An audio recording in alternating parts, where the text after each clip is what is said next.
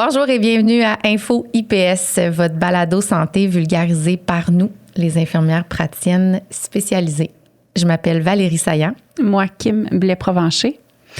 Aujourd'hui, Valérie, on parle d'un sujet encore super intéressant. Je vais la nommer la grande oubliée. Je vais l'appeler la voleuse silencieuse. Ouais. Aujourd'hui, on parle d'ostéoporose, une maladie qu'on a tendance à oublier, mais pourtant qui a un grand impact au niveau de la qualité de vie. Puis ça augmente la mortalité chez nos gens, l'ostéoporose. Donc, elle est sous-estimée, cette maladie-là. Donc, aujourd'hui, on en parle, on démystifie l'ostéoporose. C'est quoi? Qu'est-ce qu'on peut faire pour la prévenir? C'est quoi nos traitements? Puis, on était surpris, c'est ce qu'on en parlait, mais à partir de 30 ans, notre os est comme en déclin, là. Donc, les interventions ne sont pas nécessairement après 50, 60 ans. Donc, dès le jeune âge, la personne doit se mobiliser pour optimiser la santé osseuse. Absolument. Fait que pour les plus jeunes qui nous écouteront aujourd'hui, c'est pas le temps de faire suivant. Ce sujet-là est vraiment important pour vous parce que, comme tu l'as mentionné, Kim, en fait, l'ostéoporose, c'est une maladie des os. Les os se fragilisent, nous mettent à risque de faire des fractures et qui dit fracture dit augmentation du risque d'avoir des grandes conséquences. Et pour nous en parler, on a une invitée vraiment formidable, Bithia Bemi, qui est infirmière praticienne spécialisée actuellement en soins aux adultes, en médecine interne, elle est spécialisée aux soins intensifs, mais elle a un double chapeau, cette merveilleuse infirmière. Elle est aussi infirmière praticienne en soins de première ligne. Donc, elle côtoie l'ostéoporose dans différents contextes. Puis, on va avoir une super belle discussion sur toutes les choses que vous pourrez faire. Vous allez ressortir avec vraiment des stratégies concrètes, comment vous pouvez prévenir tant au niveau des alimentations, de l'alimentation, des suppléments, puis de l'exercice physique. Puis, qu'est-ce qui fait que on est plus à risque d'en faire? Qu'est-ce qui nuit à notre santé osseuse? Alors, ça va être intéressant. Oui, vraiment. Bonne écoute. Ce balado santé vous est présenté par l'AIPSQ avec le soutien de l'École des sciences infirmières de l'Université de Sherbrooke, de l'Unité d'enseignement et de recherche en sciences de la santé de l'Université du Québec en Abitibi-Témiscamingue, de la Faculté des sciences infirmières de l'Université de Montréal et de l'École des sciences infirmières Ingram de l'Université McGill. Les renseignements partagés dans ce balado ne remplacent pas l'avis d'un professionnel de la santé.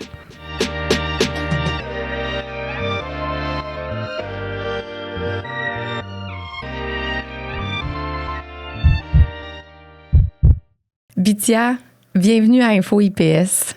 C'est vraiment un plaisir de t'avoir avec nous aujourd'hui. Merci de prendre le temps de venir parler d'un sujet qui est souvent passé sous silence. Qu'on oublie, mais qui existe puis qui est très, très présent. Merci beaucoup de l'invitation. Je suis vraiment contente d'être avec vous aujourd'hui. Alors, avant qu'on rentre dans le vif du sujet, Bithia, tu es infirmière praticienne spécialisée en soins de première ligne depuis 10 ans.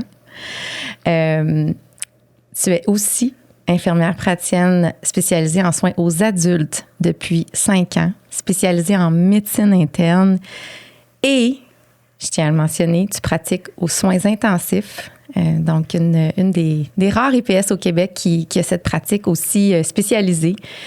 En plus de tout ça, tu es impliquée à l'Ordre, donc à l'Ordre des infirmiers et infirmières du Québec depuis 3 ans. Tu es chargée de cours à l'Université de Montréal auprès des IPS en soins de première ligne, mais aussi aux soins aux adultes. Et tu es préceptrice de stage pour les soins aux adultes. Bon, oui, ça m'occupait. Honnêtement, c'est toujours impressionnant de dresser. Ça, c'est ton portrait actuel.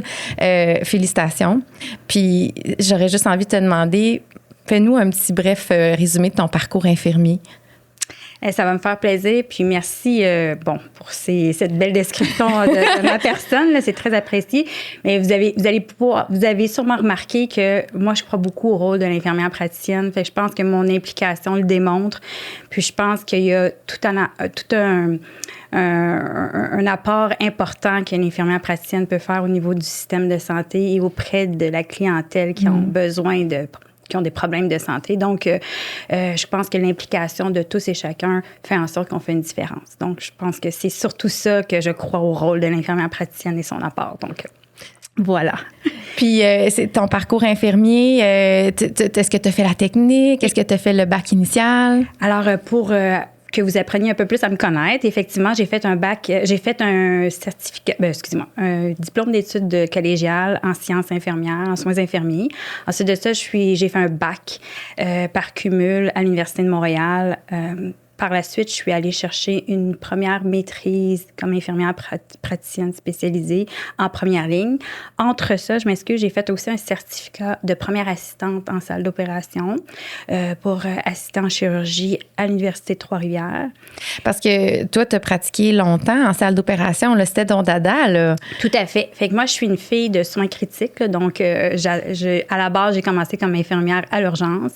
Par la suite, j'ai fait 18 ans en salle d'opération. Wow. Donc, puis, dans les dernières années, j'ai pratiqué pendant plusieurs années comme infirmière première assistante en chirurgie.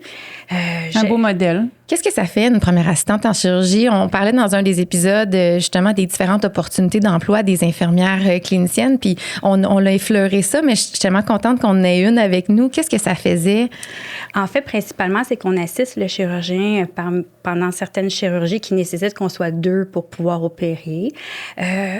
En fait, on apporte une vision aussi globale du patient. Donc, on installe. On est assez responsable de l'installation du patient. On va le rencontrer avant. On répond à ses questions de dernière minute. On essaie de le sécuriser par rapport à ce qui s'en vient. Par la suite, on assiste le chirurgien pendant la chirurgie, ce qui permet aussi, moi, j'ai comme prémisse de bon patient pour la bonne personne au bon moment. Donc, quand il y a une infirmière première assistante en chirurgie qui assiste le chirurgien, ça libère un autre chirurgien pour aller s'occuper de d'autres tâches, de voir d'autres patients. Donc, je trouve que ça augmente l'accessibilité aux soins. Ça optimise. Tout à fait. Wow. Puis, par la suite, on s'assure que le patient soit confortable. On l'envoie aux soins, à la salle de réveil, je m'excuse. Puis, certaines IPS, dans certains endroits, vont même des fois voir leurs patients sur les... je m'excuse, pas IPS, mais IPAC, on dit, je m'excuse, vont les voir à l'étage aussi pour faire une petite continuité puis un transfert, là. Puis j'ai souvenir de nos discussions. C'est très technique aussi. T'intervenais beaucoup. Fait que je pense que je te vois sourire là, parce que c'est une grande passion que tu avais. Qu'est-ce que tu faisais concrètement? Mais concrètement, je vous dirais, je pouvais opérer avec le chirurgien. Wow. Donc, clairement, j'avais les 2 mains, comme on dirait, dedans, effectivement. Puis, moi, je me suis surtout spécialisée en chirurgie vasculaire. Donc, souvent, on faisait des pontages pour les patients, des résections d'anévrisme de l'aorte à ce moment-là. Fait que tout dépendamment, le chirurgien opérait d'un côté, moi j'opérais de l'autre côté, puis on travaillait ensemble pour pouvoir augmenter en fait le temps opératoire aussi, ce qui a fait une grosse différence, c'est-à-dire est-ce qu'on peut se rajouter un patient de plus dans notre journée opératoire ou pas, là. Donc, c'est à ce niveau-là, là, je vous dirais que... Bravo, t'es super inspirante.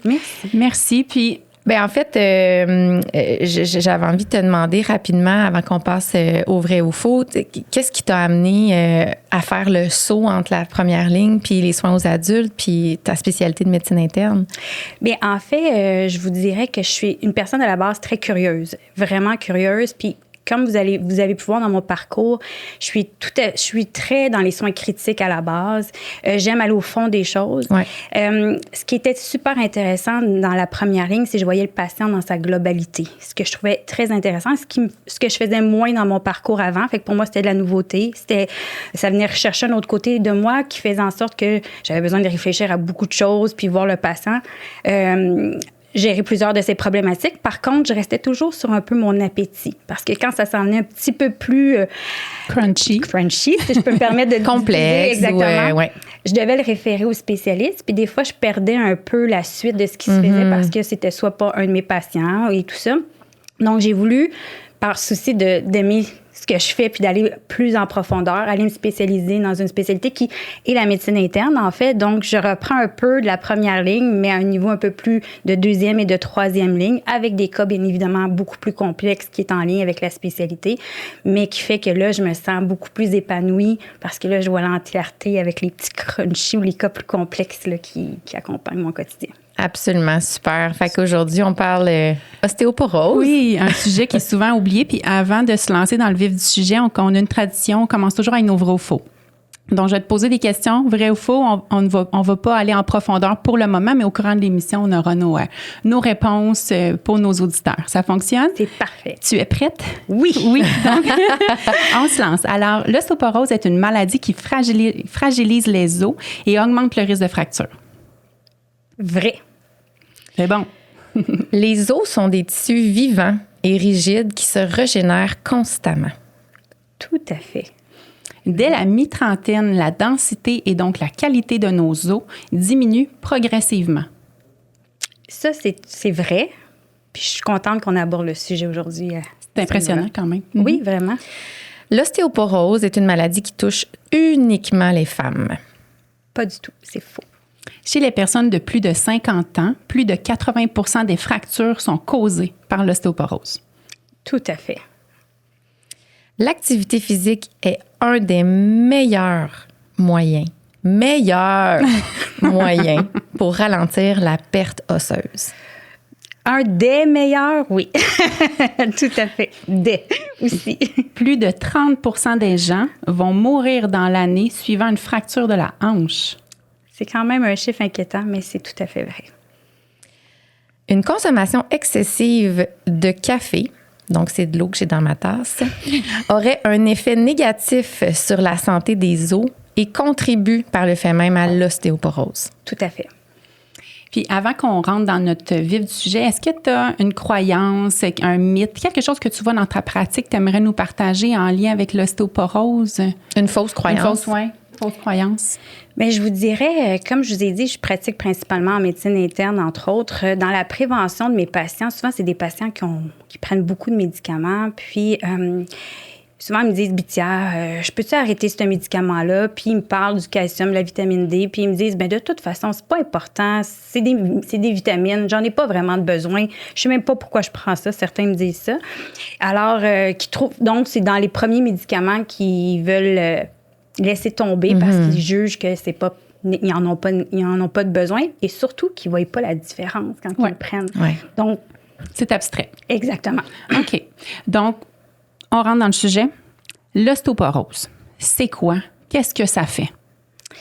Bien, l'ostéoporose, c'est la maladie de l'os. Moi, souvent, j'aime ça, imaginer ça à mes patients de la façon suivante. Quand on parle de maladie de l'os, il y a une perte de la masse osseuse qui se fait au niveau de l'os parce qu'il y a des cellules osseuses qu'on appelle, par exemple, dans notre jargon médical, des ostéoblastes. Donc, moi, j'appelle ça mes petits soldats constructeurs. Mm-hmm. Et il y a aussi les petits soldats qui sont destructeurs, qui sont les ostéoclastes. Donc, eux qui viennent détruire l'os.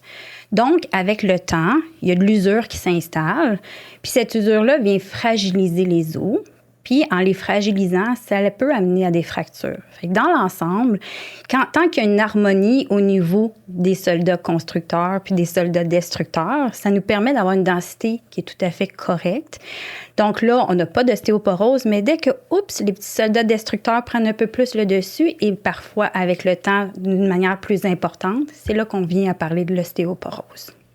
Moi, souvent, je le voyais, c'est une super bonne explication. Puis je pense que c'est de comprendre qu'il y a un équilibre entre les constructeurs et les destructeurs. Puis ça se fait dès le début de la vie. Là. L'os se construit, se solidifie dans les premières décennies de l'enfant, de l'adolescent. Puis en fait, il y a une diminution, comme on disait tantôt, à partir de la mi-trentaine. Là, à partir de ce moment-là, on a plafonné. Puis on continue à diminuer. Quand il y a un déséquilibre entre ces deux soldats-là, c'est là qu'il va gruger plus, qu'il va en construire. Puis ça amène, moi je disais toujours, ostéo, c'est l'os, puis porose, c'est poreux. Donc l'os devient avec des trous à l'intérieur, donc il est moins solide. L'architecture de l'os est vraiment moins solide. Fait que j'espère que ça pourra vous éclairer un petit peu sur qu'est-ce que c'est l'ostéoporose. Puis on entend souvent dans la pratique, c'est une maladie de femme. Ouais. Les hommes ne sont pas touchés, c'est une maladie de femme, puis on a l'impression que c'est une maladie de personnes âgées. Tu veux-tu nous faire de démystifier un petit peu dans le sens que tout le monde peut être à risque? Puis, qu'est-ce qu'on dirait à nos jeunes? À partir de 30 ans, là, c'est notre pic. Après ça, ça diminue. Tout à fait. Comment qu'on peut sensibiliser? Qu'est-ce qui est important? Bien, en fait, justement, ce qui est super important, sachant qu'on atteint à notre trentaine notre pic, c'est d'en emmagasiner le plus possible pendant qu'on est capable de le faire. Donc, cette période-là, du jeune âge jusqu'à 30 ans, c'est là où que notre apport dans notre alimentation, autant du calcium que de la vitamine D, a toute son importance. Probablement qu'on va peut-être en parler un peu plus tard, mais sachant qu'il y a des facteurs de risque qui s'ajoutent dans la vie, qui font en sorte qu'à partir de 30 ans, on est sur notre déclin naturel, ne serait-ce que pour les femmes en lien avec l'estrogène et chez les hommes en lien avec la testostérone. Oui. Ce sont des facteurs qu'on n'a pas de contrôle dessus. Donc, ce qui fait en sorte que plus notre apport va être importante, plus qu'on va avoir, comme je dirais, un coffre bien rempli, bien avant qu'on vide notre coffre, ça va être beaucoup plus long que si on l'a pas bien rempli au départ, là. Puis quand tu parles d'un coffre, je pense qu'il faut comprendre que l'os est le réservoir principal du calcium dans notre corps. Puis toi qui travailles en médecine interne, tu connais très bien les électrolytes, le sodium, le calcium, le potassium. Le calcium est essentiel pour plein de choses dans notre corps. Tout à fait, vraiment. Puis il est régulé aussi de manière très sensible. Donc, il est très à l'affût de tout ce qui se passe alentour de lui donc, son équilibre est précaire. Fait que c'est pour ça qu'il faut faire attention. Et plus on va en avoir à magasiner, plus cet équilibre-là, on a un peu plus de jeu, si on veut, au niveau de l'équilibre, si on veut. Puis, tu disais c'est très, très sensible. Donc, quelqu'un qui aurait, par exemple, une alimentation qui est faible en calcium, donc, il y aurait une diminution de la concentration du calcium dans notre sang. Puis là, ça élève un signal d'alarme. Puis là, qu'est-ce qui arrive après ça? Tout à fait. Donc, quel est l'endroit qui est la plus grande source de calcium dans notre corps? C'est les os. C'est les os. Donc, dès que notre système en manque, ce que ça l'envoie comme message, c'est qu'il faut que j'aille chercher du calcium où il y en a. Donc, c'est la manière de pouvoir réguler ça. C'est là où nos petits soldats destructeurs vont être très actifs, donc vont venir détruire l'os en tant que tel pour pouvoir libérer du calcium dans notre système, dans notre sang, pour qu'il soit absorbé puis s'en aille aux autres organes qui en ont besoin pour fonctionner. C'est très abstrait aussi parce que le corps va aller chercher dans le sang, puis après ça, il va aller chercher nos réserves. Donc, en fait, là, c'est d'expliquer aux gens que, oui, l'alimentation est super importante. On ne dit pas de prendre des suppléments à tout le monde, là. Toi, en termes de recommandations par rapport au calcium, qu'est-ce que tu dis aux gens? Bien, c'est sûr et certain que dans la recommandation, en lien juste avec le calcium, la première apport, c'est au niveau de l'alimentation. Oui. Donc, il faut aller rechercher notre calcium à ce niveau-là. Dans les nouvelles recommandations, parce que je ne peux pas passer sous silence les références des lignes directrices d'Ostéoporose Canada qui viennent tout juste de changer en 2023, dans l'alimentation, c'est notre première source de calcium. Notre besoin en calcium se situe jusqu'à l'âge de 50 ans chez la femme et 70 ans chez l'homme. Un apport de 1000 mg environ par jour qu'on aurait besoin pour couvrir nos besoins minimaux. Donc, si je peux me permettre à ce niveau-ci, il existe des calculateurs là, pour faciliter chez les gens, pour savoir, ben moi, là, je mange. Combien de calcium que je mange par jour? J'en ai-tu vraiment de besoin? Je me souviens, j'ai écouté une présentation qui disait, c'est dans mon alimentation. Donc, comment je peux savoir combien j'ai de calcium dans mon alimentation? Donc, il existe des bons calculateurs qu'on peut retrouver sur le site d'Ostéoporose Canada, entre autres. On va les déposer dans la description pour ceux qui ça intéresserait, là. Qui vous permettent d'inscrire à l'intérieur tout ce que vous mangez dans une journée, puis vient calculer votre quantité de calcium que vous avez. Puis, sachant maintenant que jusqu'à 50 ans chez la femme et 70 ans chez l'homme, on a besoin de 1000 mg par jour, on est capable de voir comment on peut compenser. On est-tu proche? On est-tu loin? J'ai-tu vraiment besoin de suppléments à ce moment-là ou j'en ai pas de besoin? Fait que c'est vraiment une belle aide là, pour essayer de s'assurer qu'on a tout ce qu'on a de besoin. Tu parles beaucoup de l'homme et de la femme. T'sais, pourquoi que la femme est un peu plus à risque? On le sait, là, c'est une femme sur 3, c'est un homme sur 5. En quoi les hormones peuvent venir influencer au niveau de l'ostéoporose? Bien, en fait, je reviens à ma petite image que je vous avais dit au début des soldats qui sont constructeurs et destructeurs. Donc, on sait que dans la formation de l'os, l'estrogène a beaucoup sa place. Donc, chez la femme qui s'en va en ménopause, tranquillement, il y a une diminution de cette hormone-là qui se fait, si bien que l'hormone, l'estrogène, elle agit beaucoup au niveau des ostéoblastes, donc des soldats constructeurs. Donc, on a de moins en moins de soldats constructeurs, donc faisant en sorte qu'on n'est plus capable de bâtir notre petit mur de calcium dans notre os pour le rendre solide, le rendre plus dense. Donc, c'est pour ça que les femmes sont plus à risque que les hommes d'avoir de l'ostéoporose en plus jeune âge. On disait en début d'entrevue que l'os était une structure qui est vivante. Puis ça, je pense que c'est une fausse croyance ou plutôt quelque chose qui n'est pas bien compris. Comment ça, t'as bien expliqué comment ça fonctionnait.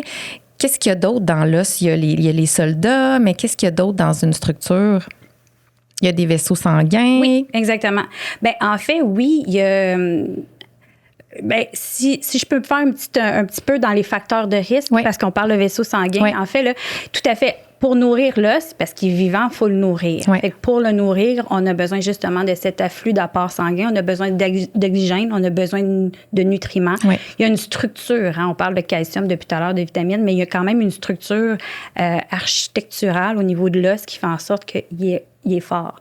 Mais pour que tout ce beau calcium et cette vitamine-là se rendent dans l'os, il faut du sang. Donc, je fais juste un petit lien avec les facteurs de risque qu'il peut avoir, donc les fumeurs, le tabagisme, les gens qui fument sont plus à risque justement d'avoir l'ostéoporose. Pourquoi? Parce qu'il y a une diminution de la circulation. Les études ont prouvé que la nicotine rend un peu plus le flux sanguin est diminué. Donc, l'apport des nutriments que l'os a besoin, bien, il n'y a pas ce qu'il faut pour pouvoir devenir fort. Donc, puis, on peut imaginer que dans un os, c'est pas des gros vaisseaux. Fait que, c'est les petits vaisseaux qui en souffrent en premier. Donc, exactement. Okay. Exactement. Pourquoi qu'on s'y intéresse autant à l'ostéoporose? En quoi que c'est grave? Ça, je pense que c'est un message aussi clé à garder en tête là, pour tous. Ça a quand même des impacts assez importants au niveau de l'état de santé général, mais aussi au niveau de l'autonomie. Donc, si on regarde ce qu'on dit depuis tout à l'heure, c'est que si on n'est pas capable de garder au niveau de l'équilibre entre les deux, ça rend l'os plus fragile. Donc, on parle de fractures, de fragilisation qui peuvent s'ensuivre. Donc, des fractures qui qui se présentent à différents endroits. On pourra en reparler un peu plus en détail, mais pour répondre plus à ta question, le problème, c'est que on s'est dit en début d'entrevue, 80% vont avoir des fractures, ils vont en décéder dans la... excusez-moi, 80% vont avoir des fractures, mais de ceux-là, 30% vont en décéder. C'est beaucoup. Pourquoi? C'est énorme. C'est énorme. Et l'impact, c'est perte d'autonomie. Les gens qui ont des fractures, perte d'autonomie, ils ne peuvent plus rester des fois à leur maison, sont obligés de les relocaliser. Perte d'estime de soi, perte d'indépendance.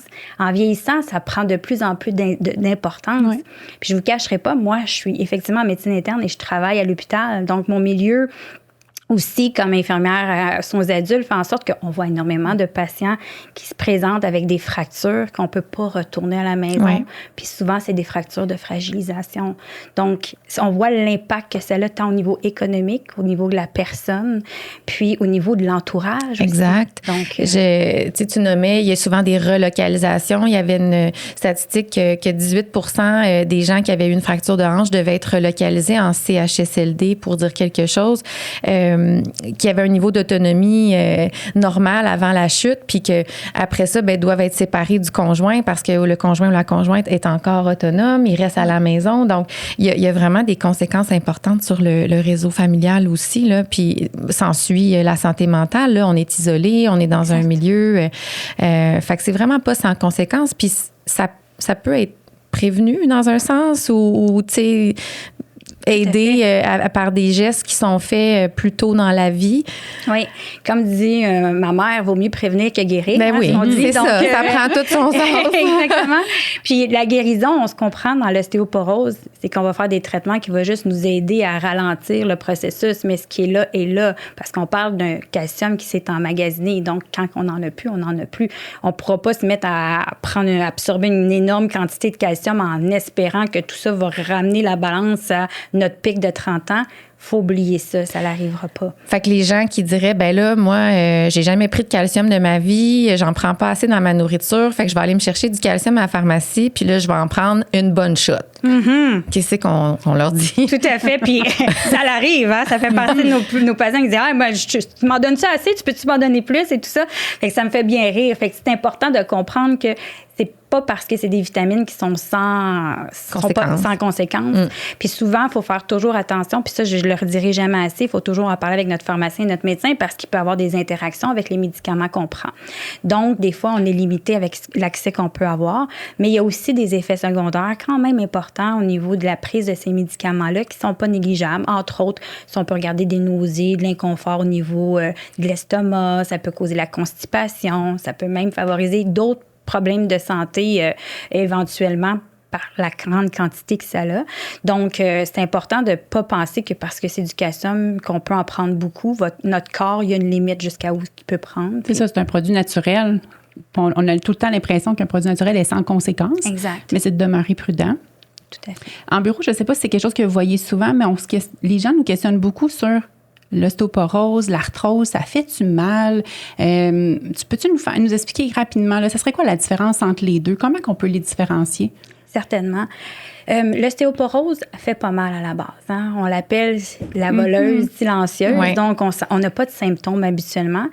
Et souvent, on va nous-mêmes avoir à notre bureau des gens qui vont se présenter, puis nos premiers doutes se présentent souvent sur une fracture de fragilisation. Donc, des gens qui se plaignent de douleurs au dos ou à certains endroits plus spécifiques qui nous font allumer une petite lumière d'ostéoporose. Bien, la fracture de fragilisation, peut-être on peut l'expliquer, c'est une fracture qui est des fois sans impact. Tout à fait, tout à fait. On peut tousser, on peut respirer, puis fracturer un os qui n'a pas eu d'impact. Là. Oui.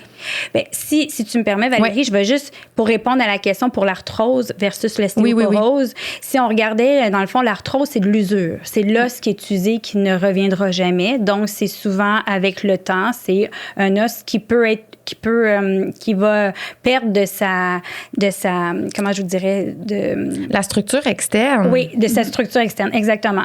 Fait que c'est de l'usure, puis il y a de la douleur associée avec l'arthrose, bien souvent. Versus l'ostéoporose, on n'a pas une atteinte de sa structure externe en tant que telle. On a une perte plutôt de la densité ou de la masse, puis on n'a pas de douleur bien souvent associée par rapport à ça. Mais une fois qu'on a de l'ostéoporose, bien, que notre os n'est plus assez dense, on a perdu de la masse osseuse, ce que ça nous amène, en fait, c'est les risques de fracture. Notre os n'est plus assez solide, donc on appelle ça des fractures de fragilisation. Donc, c'est quoi une fracture de fragilisation? Principalement, ce qu'il faut retenir de ça, c'est qu'une fracture de fragilisation, ça arrive lors de faible vélocité. Qu'est-ce que je veux dire par faible vélocité? C'est des os qui se fracturent. Par exemple, vous êtes assis sur votre chaise, vous tombez, oups, j'ai une fracture de mon poignet. Ou de votre hauteur, vous tombez au sol, fracture du poignet. Vous ramassez vos sacs d'épicerie, oups, vous êtes fracturé une hanche ou vous êtes penché. Une vertèbre, exactement. Donc, c'est loin à comparer à vous êtes en ski, vous descendez une belle pente, puis oups, vous tombez, puis là, vous fracturez une hanche. Clairement, ça, c'est traumatique. Fait que vous voyez, la vélocité, la vitesse n'est pas la même. Et c'est à des endroits stratégiques. Quand on parle de fracture de fragilisation, on parle au niveau de la colonne, donc les vertèbres.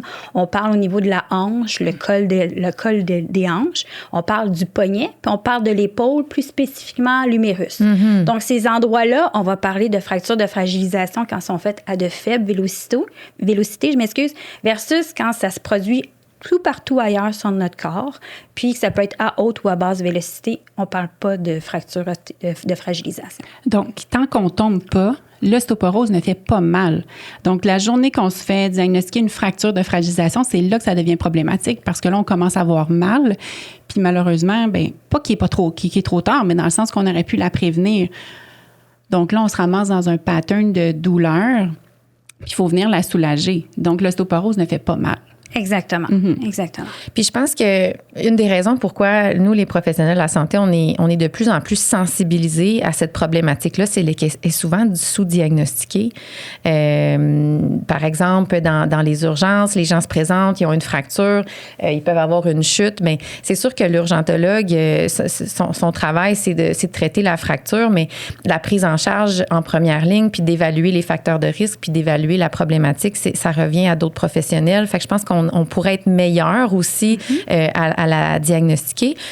Comment ça se diagnostique, l'ostéoporose?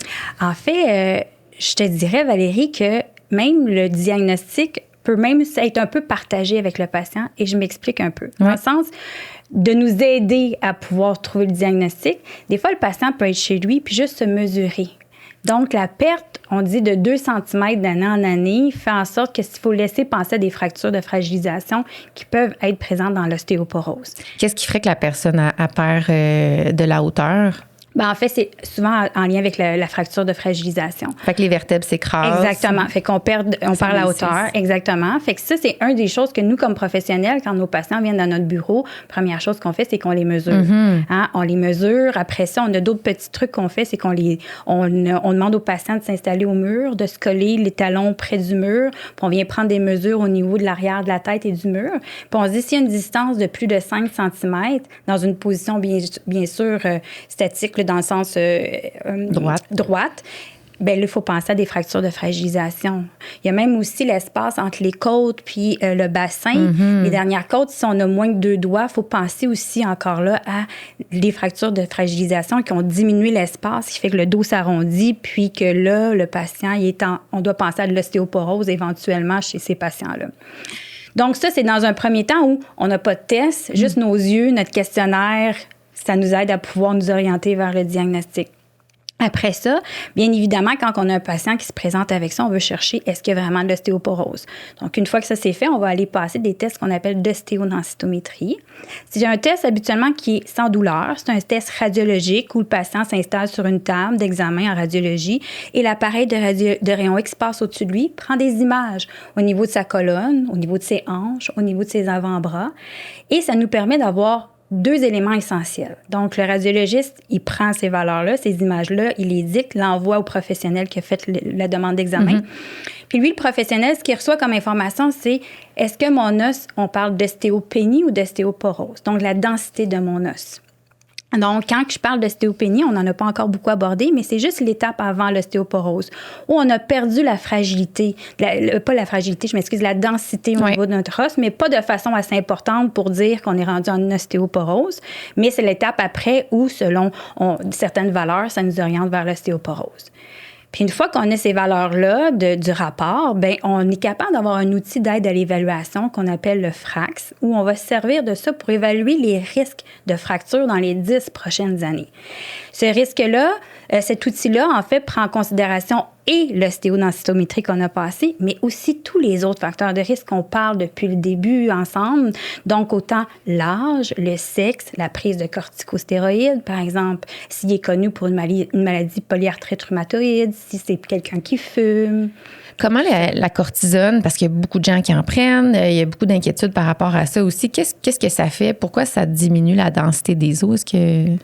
Bien, encore, ça revient vraiment au même principe d'être capable de garder l'équilibre. Malheureusement, la cortisone vient toucher à la formation du bon os. Donc, encore nos petits soldats, les ostéoblastes, ça diminue cette activité-là. Donc, ça laisse place encore à favoriser les ostéoclastes ou les mauvais soldats à détruire l'os. Puis c'est important de comprendre, là, puis je veux, juste pour pas que les gens s'alertent en se disant « Oh, je prends de la prénisone ou de la cortisone. » Non. Fait que c'est gros dosages. Exactement. C'est des doses, soit des gros dosages, mais surtout de façon prolongée.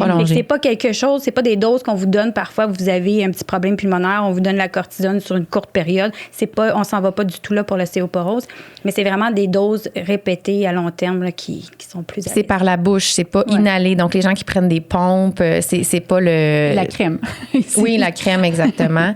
Je trouve ça intéressant, Bithia, parce que tu disais, il faut vraiment contextualiser, personnaliser l'évaluation du risque d'avoir une fracture ostéoporotique. Faut aussi comprendre que c'est un continuum. Hein? Pour se rendre à l'ostéoporose, on se réveille pas un matin avec cette problématique-là. Puis là, tu parlais d'ostéopénie, qui est un peu l'étape avant. On a une diminution de la densité, mais on n'est pas encore considéré à risque élevé. Ça serait quoi les autres facteurs? On a parlé de un bien connu qui est au début d'entrevue, le café. Oui. Qu'est-ce que ça fait? Bien, en fait, le café, ça vient aussi au niveau lui, par contre, il favorise un peu plus les ostéoclastes, donc la destruction des cellules de par son apport caféiné. Donc, encore là, ça vient débalancer l'équilibre. La plupart, je vous dirais, des facteurs de risque, ils viennent toujours intervenir au niveau de l'équilibre. Ouais. Fait que c'est vraiment soit que ça vient sur la formation de l'os, donc il vient diminuer la formation de l'os, ou ça vient favoriser la destruction de l'os. Fait que c'est toujours à ces deux niveaux-là que la plupart des effets, des facteurs de risque viennent. Donc, on a autant la caféine, on a vu le tabagisme tout à l'heure, on a vu les glucocorticoïdes, on a vu aussi tout ce qui est les personnes qui sont atteintes d'un cancer du sein, par exemple, où ils doivent prendre des inhibiteurs d'hormones. Donc, ça aussi, les cancers de la prostate, où on prend aussi des inhibiteurs de testostérone, estrogène chez la femme, testostérone chez l'homme. Donc, tout ça vient encore toujours venir influencer le débalancement de cet équilibre-là qui est précaire pour favoriser un plus que l'autre. On parlait de l'âge, c'est un facteur de risque, je pense le premier facteur de risque. On parle beaucoup aussi de l'activité physique, la sédentarité. On peut-tu aller un petit peu plus en profondeur sur les effets néfastes de la sédentarité, le fait de ne pas bouger, de ne pas être trop actif aussi? En quoi ça a un lien avec l'ostéoporose? Tout à fait. En fait, dans l'activité physique, ce qu'on a pu voir, c'est... ce que j'aimerais attirer l'attention surtout, c'est qu'il y a deux éléments importants à retenir. Il y a sur le fait de l'équilibre et sur favoriser la prise de masse osseuse et la masse musculaire par la suite. Fait que si on a ces deux éléments-là qu'on regarde de front, si on regarde au niveau masse osseuse, bien, c'est de favoriser des activités qui ont quand même un impact ou qui vont avoir une pression. Donc, je donne l'exemple, c'est de faire des exercices, des squats avec un poids, par exemple. Donc, dès qu'on met un peu plus de pression sur les os, ça favorise les ostéoblastes. Donc, les constructeurs à dire, OK, on avance, on reconstruit de la bonne os présentement, ça l'aide énormément de cette façon-là. Donc, ces exercices-là avec impact léger, hein? On parle pas de jogging, de marathon ou quoi que ce soit. Je vous parle juste de petits poids qu'on rajoute en faisant des exercices, soit des fentes ou des squats et tout ça. Ça va aider énormément. Ensuite de ça, si on regarde au niveau de l'équilibre, tout ce qui est tai chi, tout ce qui est... yoga. Du yoga, exactement.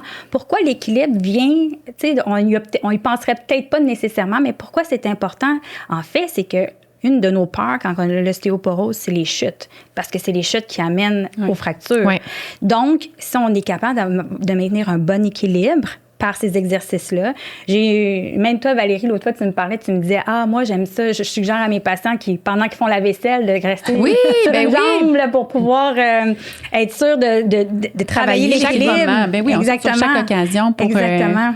Oui, puis ça peut être, tu sais, en fait, je comprends les gens qui sont peut-être plus avancés en âge, qui savent pas trop comment se retrouver. Tu sais, OK, ils se font dire qu'il faut bouger, mais où ils bougent, comment ils bougent. Fait que des petits trucs qu'il faut trouver dans notre pratique pour les aider. Fait que moi, c'est souvent ça que je dis. Vous faites votre vaisselle, bien, vous vous mettez sur une jambe. Après ça, vous changez. Tu sais, il y a la Société canadienne de pédiatrie qui est sortie avec un article l'année passée là, qu'il fallait favoriser le jeu risqué pour les enfants. On travaille notre équilibre en bas âge. On n'a pas peur. On saute. On développe ces habiletés-là. Mais plus on vieillit, en fait, même à l'âge adulte, on arrête de faire ces choses-là pour la majeure partie des gens. Fait qu'on est déjà sur un déclin dans ces habiletés-là, d'avoir une proprioception, la conscience de son corps dans l'espace, puis ça nous met encore plus à risque de chuter, puis d'avoir... tu as dit quelque chose d'important, Bithia, la masse musculaire. On parle de la santé de l'os, comment prendre soin de nos os, donc de mettre de la charge. Hein? Il y a des récepteurs sur nos os qui stimulent la production. Comment la masse musculaire est importante? Bien, en fait, la masse musculaire, c'est un poids en soi. Oui, c'est juste vrai. Ça augmente la pression qu'on met sur nos os. D'où un peu, des fois, les hommes, ils en ont moins que les femmes parce qu'ils ont une musculature plus importante que les femmes. C'est vrai. Puis dans les facteurs de risque, on n'a pas quand même parlé, mais qui s'insèrent bien ici, on a les gens qui ont l'IMC, dont l'indice de masse corporelle qui est en bas de 20. Donc, les gens qui ne sont pas très gros, c'est un facteur de risque aussi d'ostéoporose à ce moment-là. Puis, la musculature aussi, elle a un effet, ne serait-ce que c'est protecteur. Donc, quand on arrive et on a des bons muscles, on est plus en équilibre aussi. Oui. Et lors de chute, on a des moyens de protection alentour aussi. Oui, c'est vrai. C'est plus concret. Exactement. C'est plus concret. C'est que si on travaille nos muscles, systématiquement, on travaille nos os. Hier, on lisait, on lit tout le temps. Mais, comme toi, Vitia. Oui, mais au niveau des astronautes, je trouvais ça fascinant. En fait, un astronaute qui part, là, souvent, c'est des longs voyages. Le fait qu'ils soient en apesanteur, ils n'ont aucune stimulation au niveau de l'os, au niveau des muscles. Donc, ils sont très, très, très à risque. Donc, lors de leur retour, ils marchent sur Terre. Mm-hmm. Donc là, à ce moment-là, ça sollicite les os, ça sollicite les muscles. Donc, ils sont très à risque. Il y avait une perte de 1 à 2 % qu'on lisait au niveau par mois, au niveau de la densité. C'est 10 fois plus rapidement que quelqu'un qui est sur Terre. Là. Fait que mais c'est juste pour illustrer l'importance de mettre du poids sur les structures osseuses. C'est notre squelette. Oui. Puis aussi, ce que je trouve super intéressant, que moi, je réfère mes patients, parce que tantôt, tu disais, Valérie, je m'excuse, quels sont les patients, des fois, ils ne savent pas trop qu'est-ce que je peux faire pour pouvoir, comme exercice, pour m'aider, tout ça. C'est sûr que c'est pas pour tout le monde, mais quand même, c'est fort intéressant. Pour la clientèle de 65 ans et plus, il existe le programme PIED. Je ne sais pas si vous connaissez le programme PIED, qui est dans la plupart des CIS ou dans les régions aux alentours, et qui accueille la clientèle de 65 ans et plus, qui sont des gens qui sont prêts à s'investir, qui ont vraiment le goût de prendre leur santé en main, qui ne sont pas connus pour utiliser des aides techniques, par exemple une canne ou des marchettes et tout ça, puis qui sont prêts à s'investir dans un programme de 2 séances par semaine sur 12 semaines. Il ne faut pas oublier que, juste pour revenir à tous les exercices qu'on dit depuis tout à l'heure, il faut minimalement le faire 2 fois semaine. Oui, fait que ça aussi, pour que ça soit payant, faut le faire 2 fois semaine. Donc, ce programme-là permet justement, avec un professionnel, de trouver des exercices qui nous conviennent, d'avoir une évaluation. C'est même un beau milieu de réseautage avec d'autres personnes qui vivent la même chose que nous. Puis on est capable de s'échanger des trucs qui sont tout à fait pertinents. Puis même, ils sont capables de revoir le domicile. Si vous jugez qu'il y a des choses, par exemple, qui ne sont pas adaptées pour vous à la maison ou qui sont à risque, ils sont capables de vous conseiller en ce sens-là. Donc, c'est vraiment un très beau programme pour les gens qui ne savent pas trop quoi faire puis qui aimeraient vraiment s'aider à se prendre en main dans les exercices physiques. Tu sais, il y a le volet, c'est ça, au niveau médical, mais tout le volet multidisciplinaire, ça avec nos ergothérapeutes, nos physiothérapeutes, nos kinésiologues sont tous là aussi pour nous aider puis nous donner des exercices qui peuvent être super payants pour la santé. As-tu des recommandations clés, mettons des petites perles au niveau des activités physiques, quelque chose qui est un petit peu plus payant, tu sais, on en parlait un petit peu, mettre des poids, par exemple. Danser, oui. Danser dans votre salon, tu sais, je pense que c'est quelque chose qui, tu sais, il y a une certaine, comme monter des marches. Tout ce qui fait en sorte qu'on change de direction rapidement. Fait que danser, ça nous amène aussi à changer de direction rapidement. Ce qu'on avait vu, des fois, pour ceux qui, c'est ça, marcher sur la pointe des pieds, la claquette, il y avait des petits pieds de claquette aussi qui pouvaient aider. Il y avait aussi faire ceux qui aiment très sportifs, qui aiment le sport, le pickleball. Moi, j'étais super, j'adore ça. Fait que je trouvais ça vraiment le fun de savoir, oh wow! Mais ceux qui sont plus du volet sportif, qui aiment ça, c'est une très belle activité à faire pour ça. Faire la planche aussi, il y a des exercices de planche où on vient adresser les grands dorsaux, les latéraux et tout ça. Donc, ça vient renforcer notre musculature aussi. Et avec le même principe que tu disais tout à l'heure, Valérie. Donc, ces petites perles-là que je vous dirais, on a parlé tout à l'heure du tai chi, du yoga comme exercice. Puis, tu sais, avec la technologie aujourd'hui, nos gens plus âgés sont très, très bons. Surprenamment, des fois, dans nos bureaux, il y a plein d'outils en ligne. On va en déposer aussi dans la description du balado là, pour vous y retrouver. Mais c'est pas nécessaire d'aller dans un gym. C'est pas nécessaire là, de payer une fortune non plus pour avoir un professionnel. Si vous avez des besoins particuliers puis d'être accompagné, oui, je pense que ça se prête. Mais n'hésitez pas à nous en parler à votre IPS de famille ou à vos professionnels de la santé. Là, on peut déjà vous guider là, pour en trouver. Chaque petit changement est important. 100%. Puis selon nos besoins, être réaliste aussi. Des petits changements qui peuvent être super payants finalement pour la santé. Puis comment c'est tôt. Puis je vous dirais aussi, tu sais, dans les autres exercices, il y a aussi des fois, c'est essayer de se lever de la chaise sans prendre appui. Là. Donc ça, c'est des choses, très, comme vous dites, là, qui sont très faciles à faire chez soi. Mais je réinsiste sur l'importance de le faire au moins 2 fois par semaine. Puis vous savez, dans les recommandations qu'on donne souvent à nos patients, des bonnes habitudes de vie, on leur parle de faire de l'exercice physique 150 minutes par semaine, que ça soit d'une certaine intensité modérée pour que ça soit payante et tout ça. Je veux juste vous dire que ça ne remplace pas l'exercice physique ou les recommandations de 150 minutes. Ça s'ajoute à tout ça, dans le fond. Fait que c'est pour ça, c'est important de leur dire que c'est pas parce qu'ils ont fait leur petit tai chi aujourd'hui que ça remplace tout le restant des recommandations Pour quelle raison? Qu'on leur donne. Au niveau des habitudes de vie? Bien, en fait, ça travaille pas la même chose. Ah, c'est exact. Non, tout à fait. Quand on parle d'activité intensité modérée, on veut chercher à travailler un autre muscle qui est le cœur. Parce que le cœur, c'est un muscle, puis il faut l'entretenir pour qu'il contracte bien. Donc, l'activité plus intense, c'est pour ce travail-là, pour réduire l'inflammation et tous les bienfaits qu'on connaît. Mais ce qu'on vous propose, c'est vraiment pour la santé des os. Et santé mentale. Exactement. Je pense qu'on a parlé beaucoup de calcium, mais on n'a pas beaucoup parlé de vitamine D. Est-ce qu'on a un petit mot là-dessus sur est-ce que c'est nécessaire de prendre des suppléments? Comment on peut aller chercher la vitamine D autre que par des comprimés? Ou... Tu as tout à fait raison, Valérie. On n'a pas parlé de la vitamine D, mais ils sont pourtant indissociables. Oui. Donc, on peut prendre tout le calcium du monde qu'on veut, mais il n'y aura aucun effet s'il n'y a rien qui nous permet de l'absorber. Donc, le rôle de la vitamine D, c'est de nous permettre à notre calcium qui se retrouve dans notre système d'être absorbé. Donc, la vitamine D a son importance. Si on regarde les recommandations là, qu'on avait, à partir de 50 ans, tout le monde devrait prendre 400 unités internationales de vitamine D, peu importe le sexe. Par jour. Exactement. Pourquoi? Parce que la vitamine D, ça vient d'où? Ça vient du soleil, principalement. C'est ça. Alors, on habite au Québec. C'est en plein ça. Notre beau pays nordique, ce matin, on le sentait un petit peu plus. Donc, c'est pour ça que c'est important d'aller chercher notre vitamine D dès l'âge de 50 ans. Puis, il y a aussi le fait de comment on va chercher la vitamine D. C'est en s'exposant au soleil, mais aussi avec des facteurs environnementaux, comment ça devient de plus en plus risqué de s'exposer au soleil sans avoir mis notre crème avec du FPS 50 quasiment. Donc, ben oui, parce qu'il y a un danger de cancer de peau. Fait que là, on veut l'absorber, mais en même temps, on veut se protéger. Faut faire des choix. Exact. Je vais prendre la crème solaire. Exactement. Exact. Mais je pense qu'on n'est pas obligé de négliger l'autre. Puis aussi, il y a l'aspect que la peau, en vieillissant, perd cette capacité d'absorber la vitamine D aussi. Donc, l'apport de suppléments devient très important. Donc, cette vitamine D-là, on dit jusqu'à 70 ans, on parle de 400 unités internationaux. Puis à partir de 70 ans, on se rajoute à 600. La recommandation qu'on a de besoin, là, je vous dirais, c'est 600. Puis après ça, on doit, à partir de 80, c'est du 800 microgrammes, par jour. Donc, c'est pas nécessairement des suppléments. Puis ça, je trouve ça important de faire la distinction. C'est la quantité qu'on a de besoin par jour.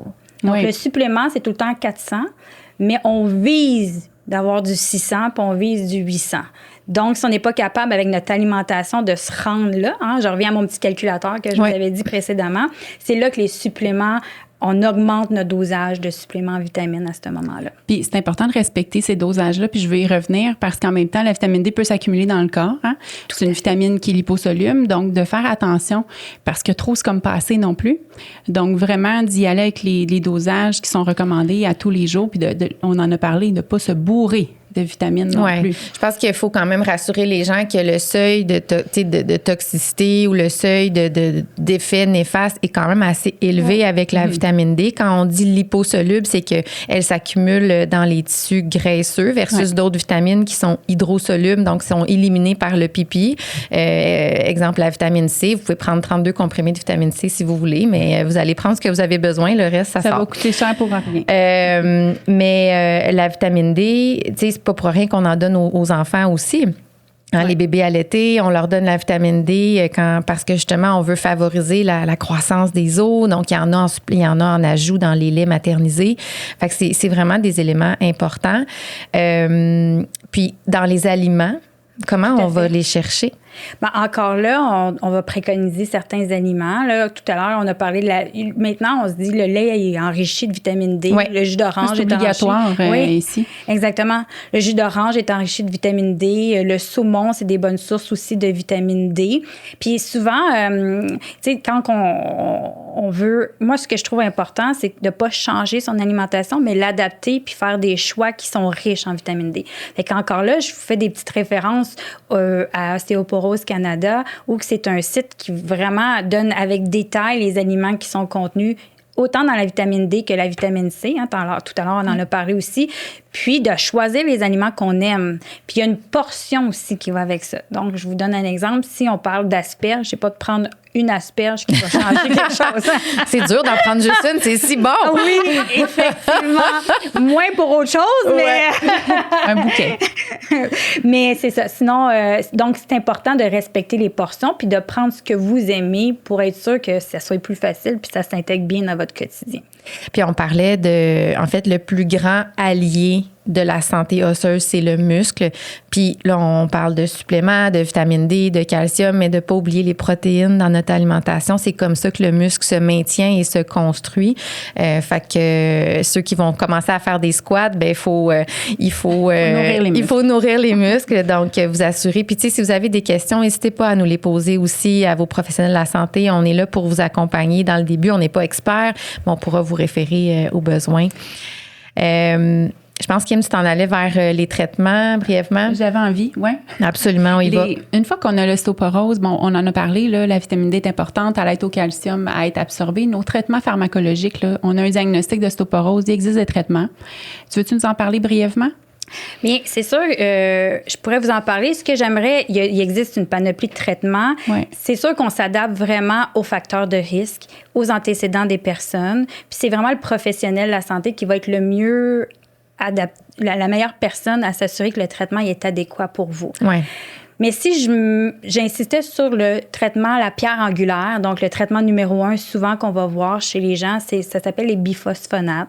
Donc, c'est des médicaments qui favorisent la construction osseuse. Ouais, donc, exact. on revient encore à ça. Ce sont des médicaments qui veulent favoriser la formation du bon os, qui sont quand même des médicaments qui se présentent sous différentes formes, selon les choix possibles, puis qui se prennent de manière quand même pas si évidente que ça. Donc, capricieuse. Capricieuse, disons. C'est capricieux. Ils ont leur particularité. Ouais. Donc, souvent, c'est un médicament qu'on va vouloir prendre le matin, qu'on doit rester debout là, pendant 30 minutes minimalement. Pourquoi? Pour favoriser l'absorption au niveau du médicament. Puis c'est ça, qui ne reste pas dans le tractus gastrique. Là, donc, au niveau de l'œsophage. Exactement, qui descendent vraiment au niveau de l'estomac pour qu'il soit le plus absorbé possible à ce moment-là. Mais en même temps, il ne faut pas avoir peur à ce traitement-là. Non, c'est ça. On parlait, c'est un traitement qui est quand même important. Quand on se le fait prescrire, c'est parce qu'il est pertinent. Bien, si je peux raconter une petite anecdote cocasse, j'ai une patiente récemment qui bon, malheureusement, traverse une période difficile avec un cancer du sein. Comme tu disais tantôt, elle s'est fait prescrire des hormones, des traitements. Fait que là, elle était plus à risque d'ostéoporose. Donc là, ils ont prescrit un biphosphonate. Puis malgré tous les traitements, les opérations qu'elle a eues, elle dit, là, Valérie, elle dit, ça fait 2 semaines que je regarde mon comprimé sur le comptoir. Ils m'ont tellement fait peur quand ils m'ont expliqué comment prendre le médicament. Fait que je pense que d'expliquer pourquoi il faut rester assis, d'expliquer que ce n'est pas dangereux, mais il y a une raison pourquoi on fait les choses, puis qu'il y a une utilité. Ça fait partie du rôle infirmier parce que des fois, le pharmacien, bien, c'est son rôle aussi. Ils vont vite, on va vite. Fait que de prendre le temps, mais ça m'a vraiment marqué quand elle m'a dit ça parce que à travers tout ce qu'elle prenait, c'est celui-là qui a peur. Elle dit là, je fais 2 semaines que je le regarde. Puis il faut comprendre aussi que pour arriver à ces traitements-là, c'est pas tout le monde. C'est vraiment parce que les autres stratégies ont pas été assez efficaces, mais on met pas les autres choses de côté. Hein, ce n'est pas parce qu'on prend un biphosphonate ou un médicament pour l'ostéoporose qu'on arrête de faire tout le reste. Tout à fait. Puis, tu sais, on mise... Notre raison d'être aujourd'hui, on est dans la prévention. Hein. Fait que c'est pour ça qu'on ne veut pas se rendre nécessairement là. Il faut ce qu'il faut. Fait que bien évidemment, on veut la médication, mais toute l'importance de ce qu'on parle depuis le début reste toujours présente. Puis ça, c'est important de le mentionner. Donc, on en parle tout le temps. Il y a le non-pharmaco. et le pharmaco. Mais notre non-pharmaco a une grande, grande place. On est rendu à notre segment spécial. Donc, on se lance. Oui, c'est ça. Donc, on a une question qui est présentée par l'Ordre des infirmiers et infirmières du Québec qui supporte notre projet. Et la question est la suivante. Donc, Bithia, comme tu le sais, la mission de l'Ordre est de protéger le public.